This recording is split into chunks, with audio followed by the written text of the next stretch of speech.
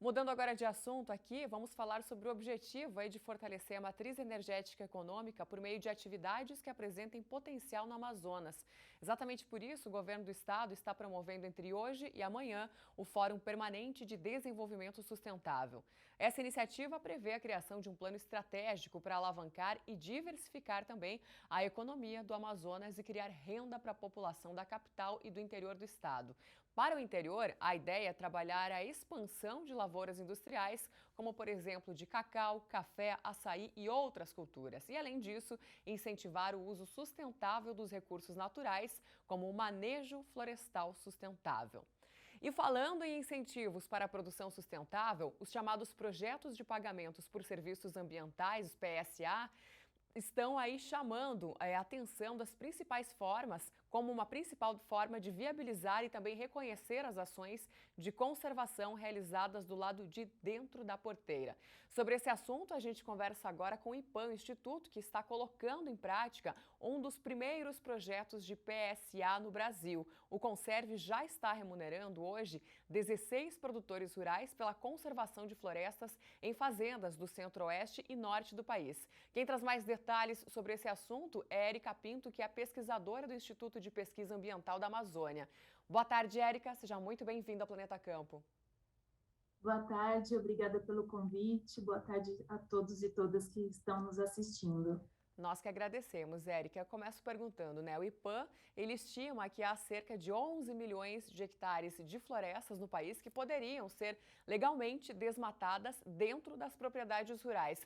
Como você acredita, né, que o pagamento por serviços ambientais como esse, aí do Conserve, por exemplo, incentivam o produtor a não desmatar, mesmo que legalmente, né, em áreas que poderiam ser desmatadas? Sim, o pagamento por serviços ambientais, ele é um incentivo econômico que ele visa promover uma mudança de comportamento.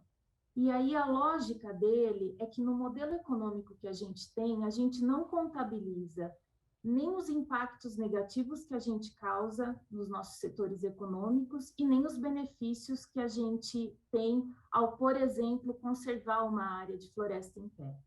Então, quando a gente fala com um produtor, a gente tem duas situações diferentes. Aqueles produtores que historicamente mantiveram suas áreas de floresta em pé e não estão sendo compensados por esses esforços, e temos aqueles produtores que têm áreas degradadas, principalmente aí vem a experiência com pequenos produtores rurais que têm recebido incentivos como pagamento por serviços ambientais para restaurar áreas ao longo dos rios, ao redor de nascentes, para garantir a disponibilidade e a qualidade da água nessas áreas.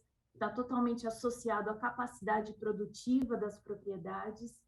E, então, a gente pode ter um incentivo para restaurar áreas degradadas ou para manutenção das áreas de floresta em pé, dos remanescentes. Então, o pagamento por serviços ambientais, ele tem esse papel.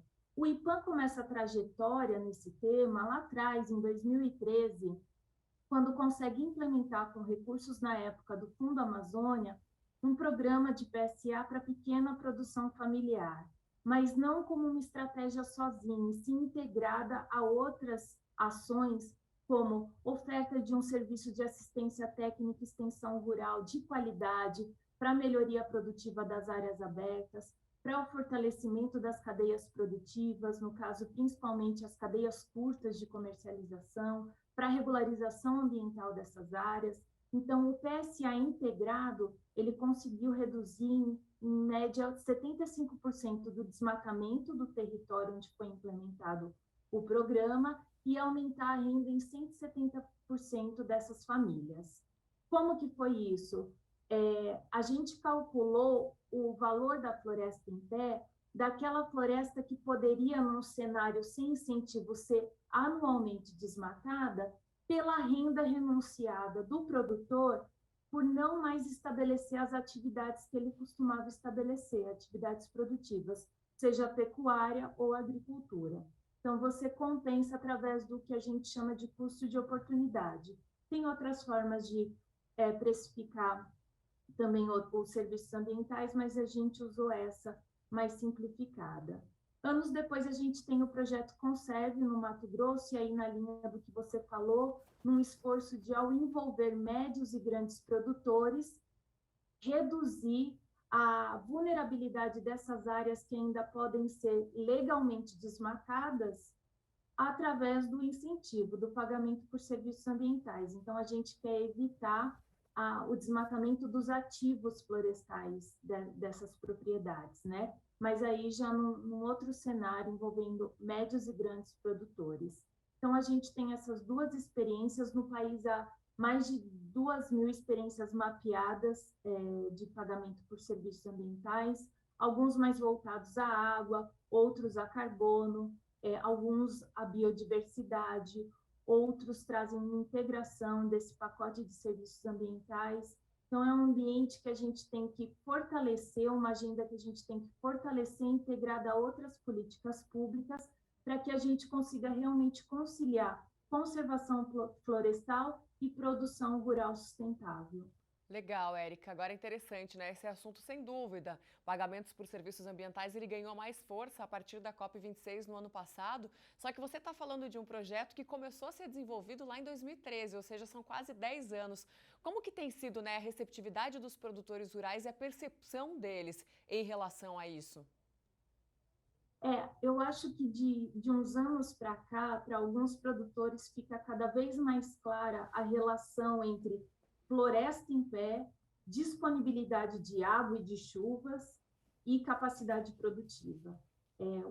A intensificação dos eventos extremos que tem levado à perda de safras deixou bem claro para o setor que a gente precisa conservar. Boa parte da produção brasileira irrigada com água de chuva, isso graças a gente ter a Amazônia em pé, né? Então, se a gente não conservar, a gente compromete e aumenta os custos da produção nos próximos anos, né? Tem estudos mostrando que até 2030, por exemplo, só se considerar a cadeia da pecuária, a gente perderia mais de 100 bilhões de dólares como efeito de não se fazer nada hoje para manter a floresta em pé. Então, esses fatores estão relacionados e eu sinto que no campo os produtores estão cada vez mais atentos a isso e mais receptivos ao tema. Então, mostrar que incentivos econômicos, cumprimento da legislação ambiental levam a não só a conservação dos remanescentes florestais, mas a garantia de renda desses produtores, a segurança alimentar, energética do país, a gente está mostrando que esse é o caminho futuro para a gente conseguir deixar para as próximas gerações um planeta saudável, capaz de continuar produzindo alimento, capaz de continuar produzindo chuva e tudo que a gente precisa para continuar sendo um país desenvolvido. Érica Pinto, pesquisadora do IPAM, obrigada pela sua participação aqui no Planeta Campo e até mais. Obrigada. Planeta Campo, patrocínio JBS. Alimentar a mudança é o nosso compromisso. O PL The Gigaton Challenge. Apoio SLC Agrícola, produzindo com eficiência e sustentabilidade.